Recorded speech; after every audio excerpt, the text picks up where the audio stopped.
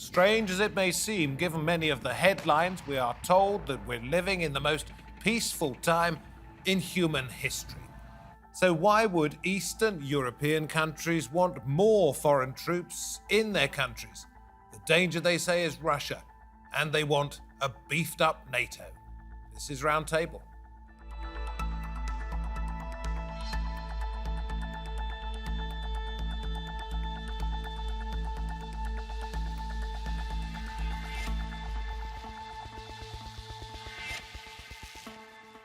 Hello and welcome from me, David Foster. On this programme, we will look at security from the point of view of what's been called the Bucharest Nine. And we'll ask a NATO old hand, is there ever a time for scaling back?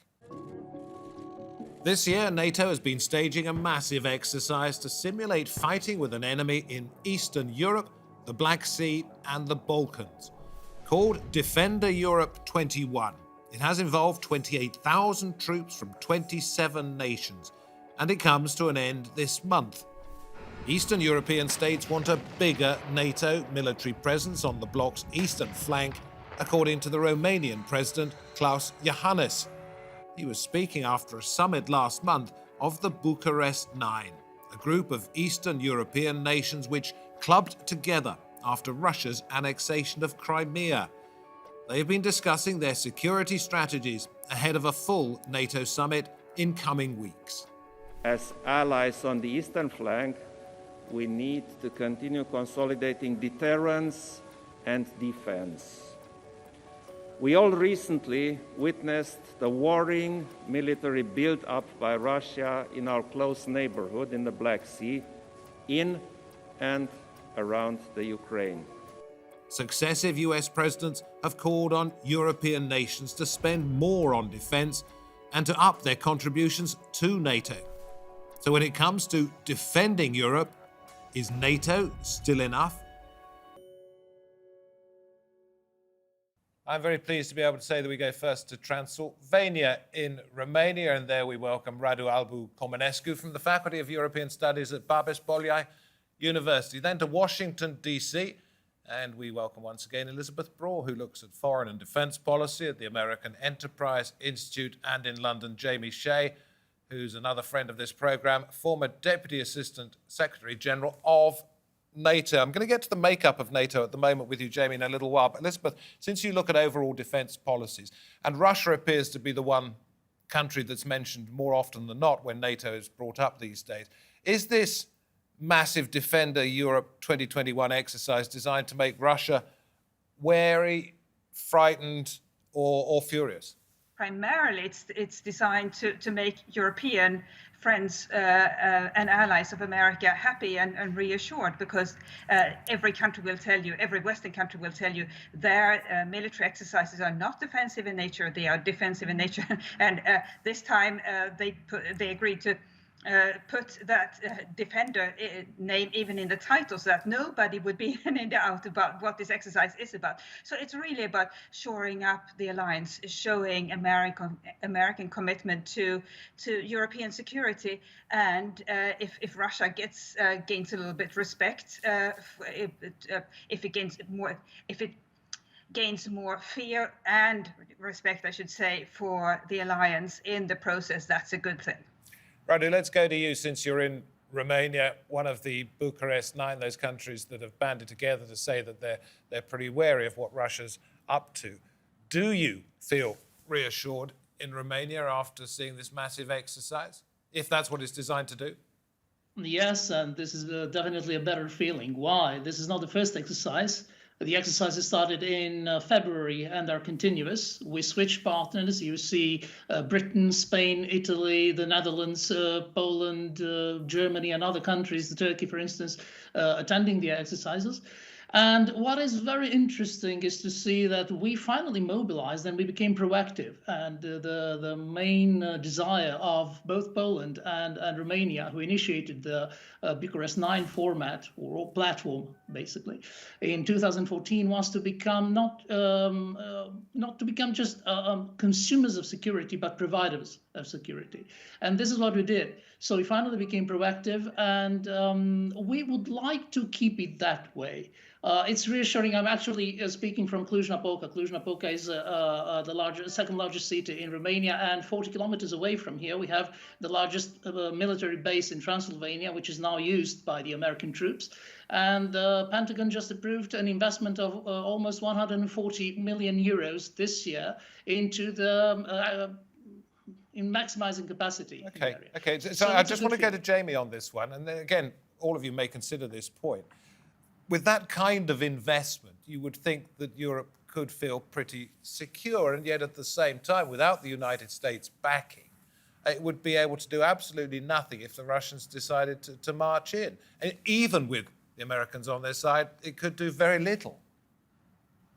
Well, David, you're right. I mean, the US contribution is absolutely vital. An institute here in London called the International Institute for Strategic Studies did a survey of this last year and came up with a figure almost of 200 billion euros, which is what it would cost the European countries to replace all of those vital assets that the United States still contributes to NATO. So the American commitment in terms of political and military deterrence is vital. But these exercises that you've just been talking about actually demonstrate that NATO does have the ability to reinforce not just the Baltic area, where much of the focus has been over the last few years since Russia annexed Crimea, but also the Black Sea region, where frankly NATO's posture was much lighter in terms of rotational battalions, in terms of infrastructure, pre-positioned equipment, and also, of course, in terms of communication links. So this exercise is now sort of bringing the Black Sea area on par more with what we have in the Baltic states. And I'm going to look at those specific countries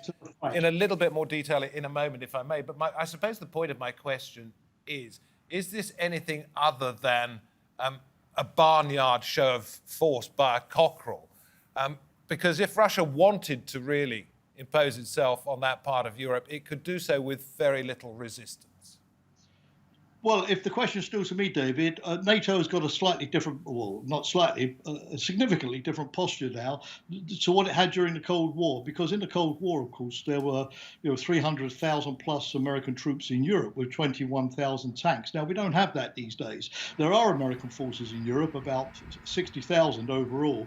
But of course, the bulk have to come quickly from the United States. So these exercises, this mobility, is designed to show that if NATO gets a warning of a Russian attack, it has this ability to reinforce so quickly from across the Atlantic. So that's the significant difference. But that in itself, the fact that you can get the Americans and all of the allies into the fight quickly, in itself constitutes a very powerful deterrent signal to Russia. So, Elisabeth, are the Americans back on board? Because Donald Trump at one stage talked about ditching NATO. Joe Biden's in the Oval Office now. Is he happy with what America's contributing in terms of the money that goes in and the answers that come out from European countries? Well, I think speaking as a European, it feels like we are like the needy girlfriend or boyfriend, just looking for signs of reassurance that the partner is intending to stay with us. And the Biden administration is sending those signs. And it's not because they are feel like there's some sort of charity and they need to help the poor Europeans. It is in America's interest for this alliance, NATO and its partners, to be vibrant and strong, because that helps America too. But it's interesting how little it has taken from the Biden administration to reassure Europeans and to make them quite enthusiastic about the future of NATO compared to the situation just a year ago, 2 years ago. So how much is Biden planning to do? It's unclear, but he hasn't really done a great deal so far. And we should remember that Trump also spent a great deal of money on European security through the European Deterrence Initiative. But the signaling is so different, and that's what these quote unquote needy Europeans needed. Let's take a look at a map showing the Bucharest Line, if we can. And in the north, Estonia, Latvia are the only two that actually directly border Russia. But then if you bring in Lithuania, if you bring in Poland, all those countries actually border Belarus, which is a country in a bit of turmoil at the moment with Russian influence. Come down south, and you've got Romania and Bulgaria on the Black Sea, but you have Ukraine fairly close by, and who knows what the Russians are going to do to Ukraine. My question is, how different are the defensive needs of those countries, Radu? Can you point out any particular differences?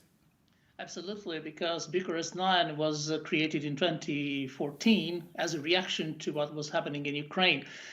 There are two, I would say, two types of country: those who are close to the Russia, to the former Soviet empire, and those who are less close. They might be less involved or might be tempted to look at Russia with a completely different approach. And therefore, we separate within the Bucharest 9 between those who constitute the eastern flank, which are the Baltics, Romania, Poland, Bulgaria mostly, and the Czech Republic and Hungary, who we know actually they have a rather friendly attitude in certain cases towards Russia. So the defense needs and the political approach, geopolitical as well, depends on this geographic proximity, which is a determinant factor. We cannot change geography, and we have to stick to the possibility that Russia acts differently, surprisingly, possibly with the desire to demonstrate that NATO is not the organization that has not a valid structure. It does not guarantee security and therefore should be dismantled, because this is Russia's greatest desire. We're going to look at the changing role of NATO in just a moment and what the major threats that it sees are.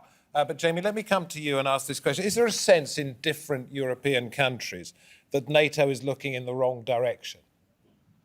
Well, I think that the majority of allies today would consider that Russia is the principal threat and have designed their defence policies to deal with that. For example, David, here in London, as you know, the UK has come out with this big integrated review in the last couple of weeks and said, the Indo-Pacific is where it's all happening and we've got to engage more there. And this week, the UK sent off its new aircraft carrier, Queen Elizabeth, to the South China Sea. But in that integrated review, even a country orienting towards the Pacific like the UK still says that the most significant threat is from Russia, and the UK has forces in Estonia. So I think there is a consensus around the fact that Russia, in all of its various manifestations, nuclear power, conventional power, disinformation, cyber attacks and hybrid warfare activities, is, if you like, the most sort of short-term nuisance to the and Elisabeth, I'll throw the question to you that I was going to give to Jamie, since he carried on so eloquently. That is that just before I came into the studio, I picked up this from one of the major news agencies.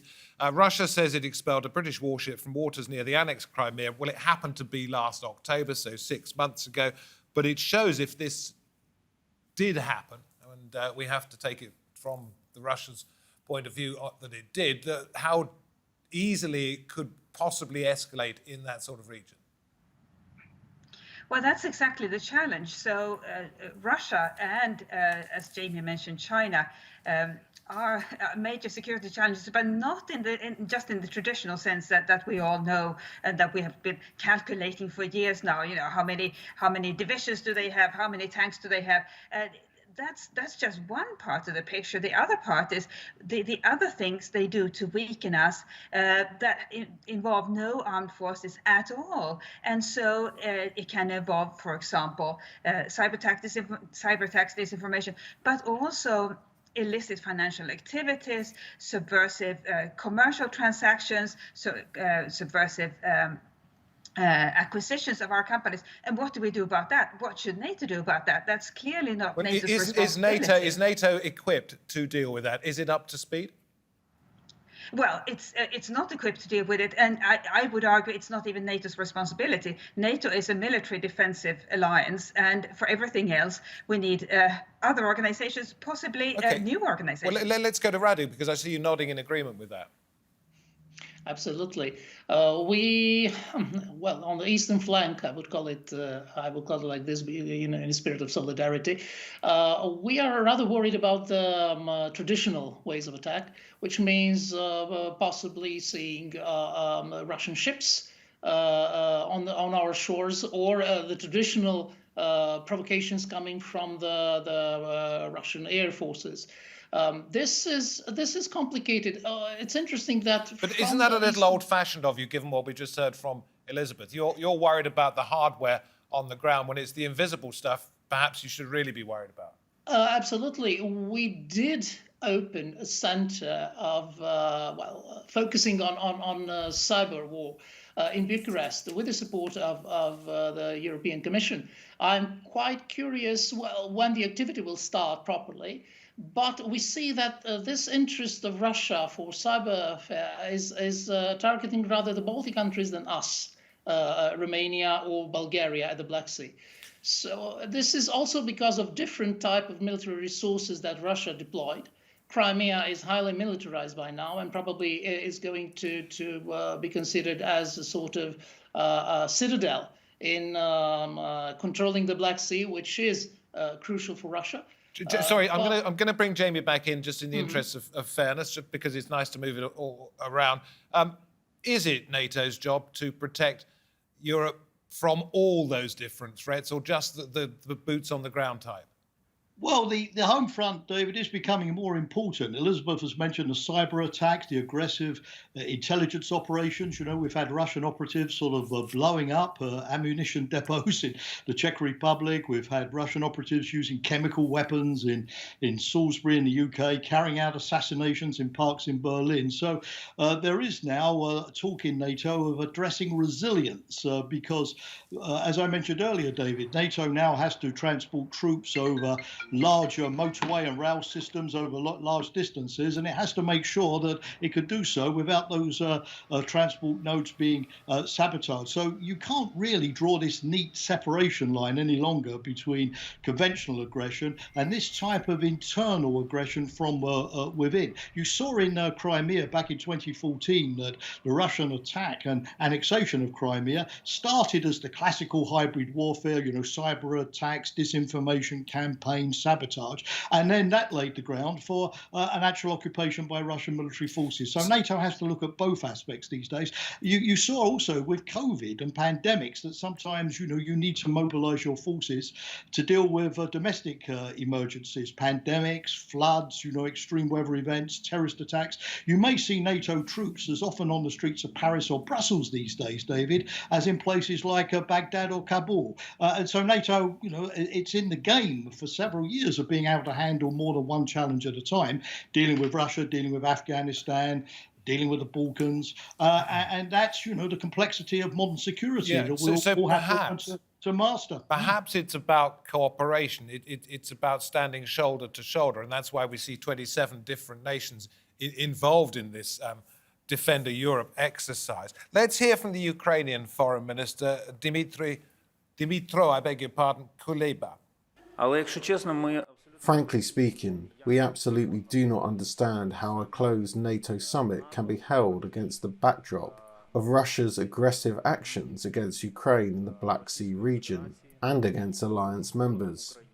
It's very important for Ukraine that the policy of open doors does not turn into a policy of feeding promises. So my question to you, Elisabeth, is it time to bring in even more countries into the NATO brotherhood?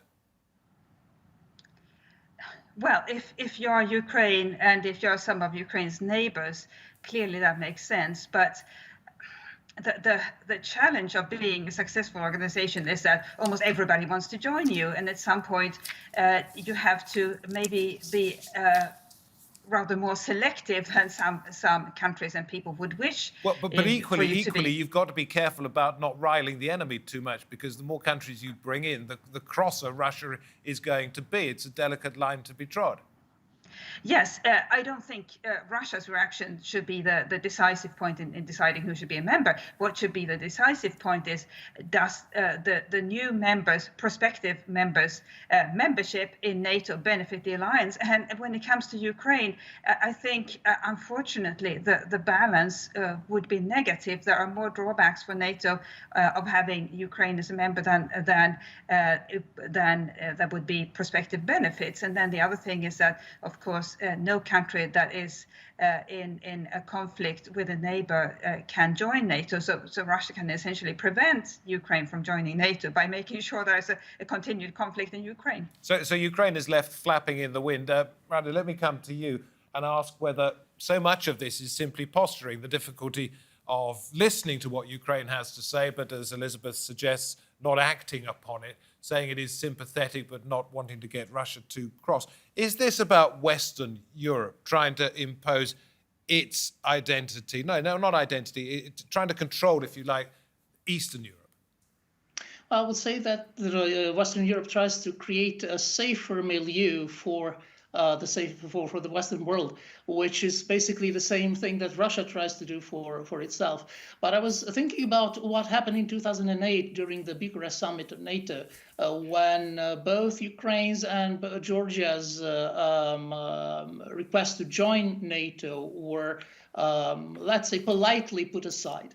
And this just opened the door to the Russian aggression in August in Georgia, and later, of course, to Russian aggression in Ukraine, which is exactly targeting the stability of this country, not just the stability, but also these clauses when this country joins NATO, that you should not be in war with one of your neighbors. And a frozen conflict or an open conflict is exactly the way Russia calculates as beneficial for its own sphere of influence. So I think that the conflict will continue, and probably it is going to be even more acute. And this is why we take that worried look at what's happening in the Black Sea. That's the sensitive area. I think I know the answer to this, Elisabeth, already because of what we've been talking about for the last 15, 20 minutes. But I know Anissa, our producer on this program, asked you, is there ever going to come a time when NATO is no longer needed? No, because we always have to be concerned about aggression. And the point is that it will subside through certain periods of history, and then it will flame up again. And so in a sense, it's a very happy coincidence that after the end of the Cold War, NATO leaders, the leaders of the member states of NATO decided that they should keep going even though the Soviet Union had collapsed, and because the nature of human interaction and of country interaction is that we are not perfect. We never really get along without rules and without some sort of organization amongst ourselves. That's why we have police forces, and that's why we have military alliances. Jamie, I don't know precisely what you were doing in 1989 when we saw the fall of the Berlin Wall. I would think it was something very close to what we're talking about now in terms of either career or interest. Back then, when we saw the end of the Soviet Union, the end of the Cold War, supposedly, did you imagine that 32 years later we'd still be talking about the need for NATO in the way that we are right now? Well, as an academic historian, I know that after sort of long drawn-out conflicts, be it, the wars against Napoleon, the First World War, the Second World War, everybody is exhausted and dreams of a period of perpetual peace and of a new international order. And those hopes tend to sort of last for a decade or so, as they did after 1918. And then, unfortunately, traditional rivalries of nation states, all kinds of new security challenges come along. Today, we call them climate change, we call them cyber, we call them terrorism, we call them authoritarianism, as we called them communism 40 years ago. But unfortunately, the world isn't destined to be a very safe and peaceful place. And we've learned that when North America and Europe stick together as democracies and share burdens, we tend to do a better job of guaranteeing our own stability and peace than when we divide, as we did after 1918. So for that reason alone, I don't see NATO disappearing anytime soon. Radu, let me come to you since you're at the centre of this. You're in Romania, part of the Bucharest Nine, and ask you, how is it possible to feel safer when above your heads you have the thunderclouds of Russia rumbling, you have the thunderclouds of NATO and Western Europe and the United States rumbling, and they're rushing to sort of crash into one another? You actually can feel safer in that situation? No, and this is a question that concerns the entire history of Romania. We are placed in a location at the intersection of Southeastern Europe, Eastern Europe or Eurasia, and Western Europe. At least for Romania and Poland, the geographic location makes it almost impossible to acquire that degree of security which we consider necessary for full growth and stability. But we try. There is no other option. So we try to reinforce, to bulk up, and also build regional strategies that pull together resources, build up stronger partnerships and trust, mutual trust. And trust is definitely based on values. And when I stress on values, I think about what we need today is a sort of revival of the political values of NATO, because we kind of forget that in the 1960s, for instance, we had an entire project of creating a community of values, the North Atlantic or transatlantic community. I think about the Declaration of Interdependence that JFK conceived in 1962, which was a good start to underline the need for the two sides of the Atlantic to stick together, work together, and convince. Thank you very much indeed. I was being a little abrupt in stopping you there because I thought we were going to go back through the whole of the 1960s up to 2021, but much appreciated. Radu, thank you very much. And Elisabeth and Jamie, great to have you back on the programme. We hope to have your company on another occasion. You too, Radu. And thank you very much for wherever you happen to be watching this programme. Your company is noted. You can get more on all our roundtables if you go to our YouTube channel. That's TRT World Roundtable YouTube. For now, from me, David Foster, from the team that made it possible, we hope for your company on another occasion. Until then, goodbye.